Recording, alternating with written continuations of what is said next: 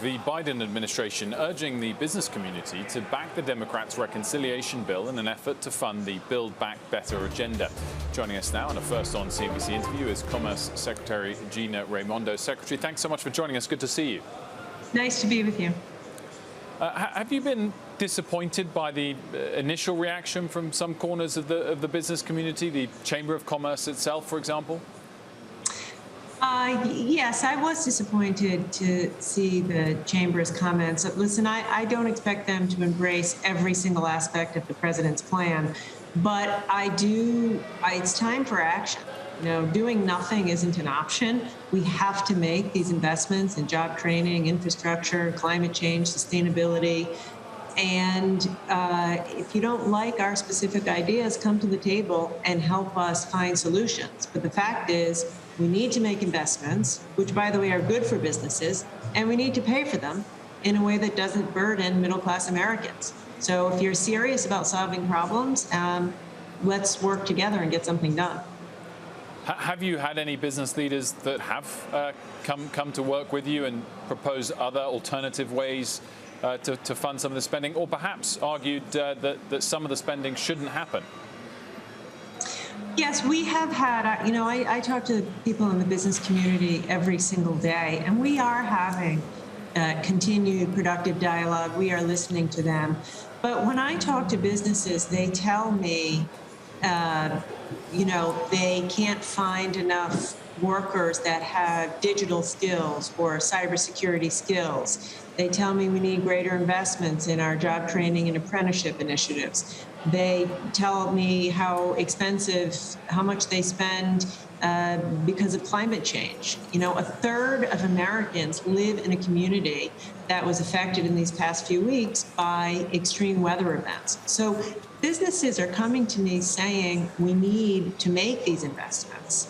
So the question is then, how do we pay for them? And then they have to come to the table and be part of that solution. But I have to say, I haven't found a single business person who has said we don't need to invest in broadband, roads, bridges, airports, childcare, pre-K, apprenticeships, community college. So I'd say broadly, they know these investments are good for their businesses. And so I think that's part of the issue is everyone wants these things to be improved, but paying for them is another matter. I'm a working mom. I would love more affordable childcare, but I also want my company to be able to remain competitive and be able to offer competitive wages. I don't want the tax rate to increase to the point where it hurts competitiveness of American business. So how do you solve for these issues? I think you make good points. The reality is, we're the only industrialized country that doesn't provide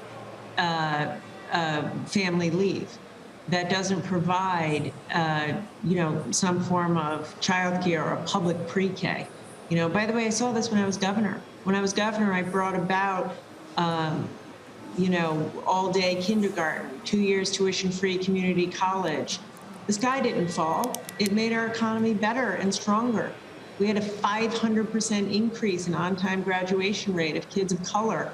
By the way, they could then go on and get jobs. The reality is the president is not calling for tax increases that would make us uncompetitive. We want businesses to compete. We want businesses to be profitable. Having said that, it would be irresponsible to make investments that we can't pay for.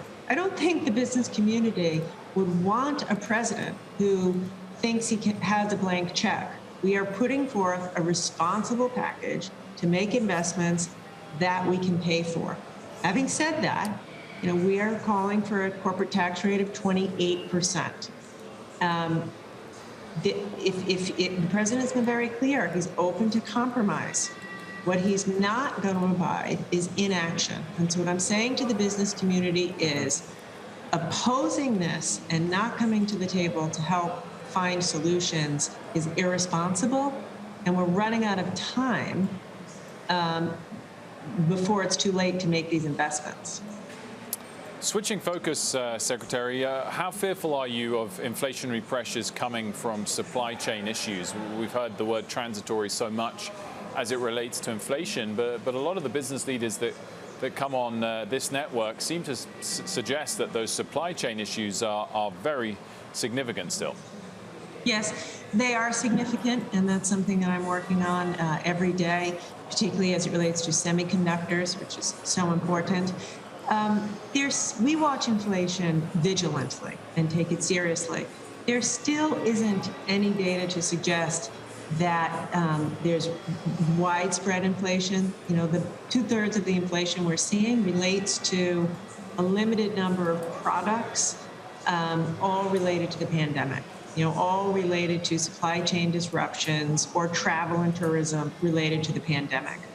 I would say many of the investments in the president's package are investments in that will shore up our supply chains. You know, investments in incentivizing the production of semiconductors in America. So the quicker we get to the business of passing this package, we can improve a lot of these supply chain disruptions. And speaking of trade, I understand that there was a high-level meeting today between the United States, or at least discussing between the United States and Mexico and the trade relationship there. Can you give us the highlight of the meeting, sort of the headlines that came out of that Americans and everyone that is involved in that trade needs to know about? Yes, we had an excellent meeting.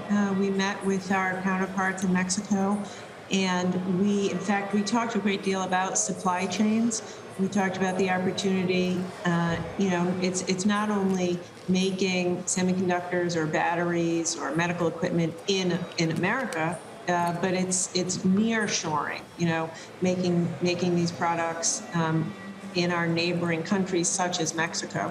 So there was a great emphasis on that, on doing more trade, on shoring up our supply chains, working together in that regard. And of course, we talked about the border and how to create more economic opportunity in Central America, so folks there have an ability to stay. But overall, it was a very productive, optimistic meeting, and just consistent with where the president is leading us to shore up our partnerships with our allies.